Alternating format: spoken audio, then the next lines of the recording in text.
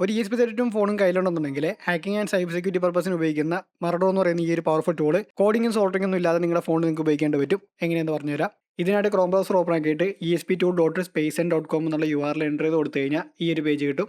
എന്നിട്ട് ESP32 USB cable വഴി കമ്പ്യൂട്ടറിലേക്ക് കണക്ട് ചെയ്തിട്ട് കണക്ട് ബട്ടൺ ക്ലിക്ക് ചെയ്ത് കഴിഞ്ഞാൽ ഇതുപോലൊരു ബോക്സ് വരും. അതിൽ CP2102 എന്നുള്ളത് സെലക്ട് ചെയ്യുക, അതായത് ESP32 സെലക്ട് ചെയ്യുക. എന്നിട്ട് ഇവിടെ സെലക്ട് ക്ലിക്ക് ചെയ്തിട്ട് ഞാൻ തരുന്ന ഫേംവെയർ ഇതിലേക്ക് ആഡ് ചെയ്യുക. എന്നിട്ട് പ്രോഗ്രാം ബട്ടൺ ക്ലിക്ക് ചെയ്താൽ മതി, ഫേംവെയർ ഇൻസ്റ്റാൾ ആയിക്കോളും. അപ്പോൾ ഈ ഫേംവെയർ കിട്ടാൻ വേണ്ടി ESP32 എന്ന് കമന്റ് ചെയ്താൽ മതി, ലിങ്ക് നിങ്ങളുടെ DM വന്നോളും. ഇനി അഥവാ കിട്ടിയില്ല എന്നുണ്ടെങ്കിൽ ബ്രോഡ്കാസ്റ്റ് ചാനൽ ഉണ്ടാവും. ഫേംവെയർ മാത്രമല്ല, ESP32 കൺട്രോൾ ചെയ്യാൻ വേണ്ടി ഒരു ആപ്പിൻ്റെ ആവശ്യം കൂടിയുണ്ട്. ഇത് രണ്ടും ആ ഒരു ലിങ്കിനകത്ത് ഉണ്ടാവും. ഈ ഒരു ആപ്പ് വർക്ക് ചെയ്യാൻ വേണ്ടി ESP32 USB ഉപയോഗിച്ചുകൊണ്ട് ഫോണിലേക്ക് കണക്ട് ചെയ്താൽ മതി. കണക്ട് ആയി കഴിയുമ്പോൾ ESP32 മറഡോറിലെ വൈഫൈ ആൻഡ് ബ്ലൂടൂത്തിന്റെ ഒഫൻസീവ് ആൻഡ് ഡിഫൻസീവ് ടൂൾസ് നിങ്ങൾക്ക് ഉപയോഗിക്കേണ്ടി പറ്റും. അതായത് ഹാക്കിംഗ് ആൻഡ് സൈബർ സെക്യൂരിറ്റി പർപ്പസിനൊക്കെ ഉപയോഗിക്കുന്ന പല ടൂളുകളും ഇതിൽ ഉപയോഗിക്കേണ്ടി പറ്റും. മറഡോറിന്റെ ഹാർഡ്വെയർ ടൂളിൽ എങ്ങനെയാണോ അതുപോലെ തന്നെയാണ് ഈ ഒരു ആപ്പിനകത്ത് സെറ്റ് ചെയ്ത് വെച്ചേക്കുന്നത്.